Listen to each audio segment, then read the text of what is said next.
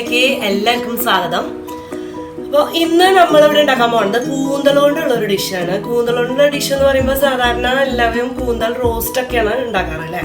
അപ്പൊ ഇന്ന് നമ്മൾ വളരെ വ്യത്യസ്തമായിട്ട് കൂന്തൽ കൊണ്ടൊരു ഡിഷാണ് ഉണ്ടാക്കാൻ പോകുന്നത്. കൂന്തൽ റിങ്സ് അല്ലെങ്കിൽ കൂന്തൽ ഡ്രൈ ഫ്രൈ.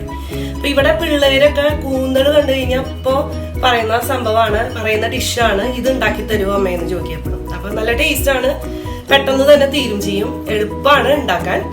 അപ്പൊ നമുക്ക് അതിന്റെ ഇൻഗ്രീഡിയൻസ് എന്താണെന്ന് നോക്കാം.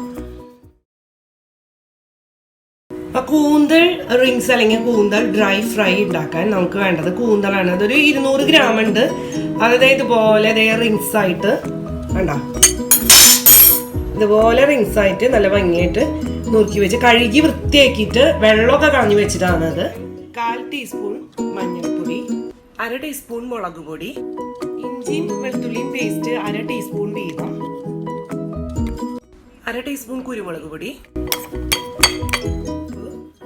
Spoon soya sauce.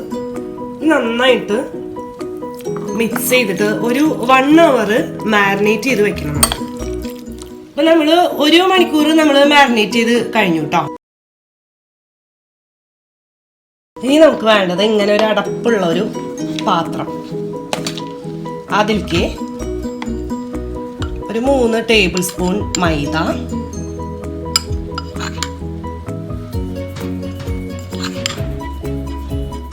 3 table spoon cornflour.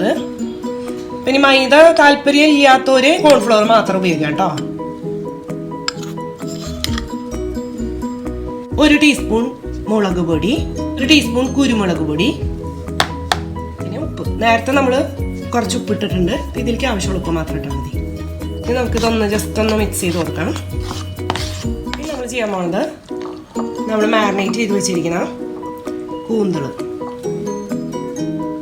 അതൊക്കെ ഇതിലേക്ക് ഇട്ട് കൊടുക്കുക.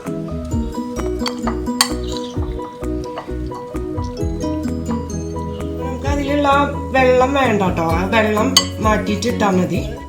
ഈ ഇത് ഒന്ന് അടച്ചിട്ട് നമുക്ക് മിക്സ് ചെയ്യാം. ഇങ്ങനെ മിക്സ് ചെയ്താൽ മതി.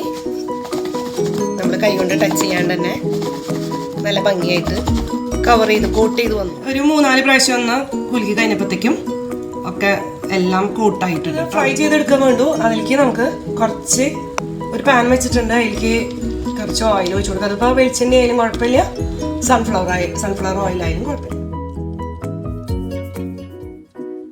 അപ്പൊ എണ്ണ നന്നായി ചൂടായിട്ടുണ്ട്. അപ്പൊ നമുക്കിത് കൂന്തള് ഓരോ റിങ്സ് ആയിട്ട് ഇട്ട് കൊടുക്കാം. അപ്പൊ ഒരു മീഡിയം ഫ്ലെയിമിൽ വെച്ചിട്ട് വേണം കേട്ടോ.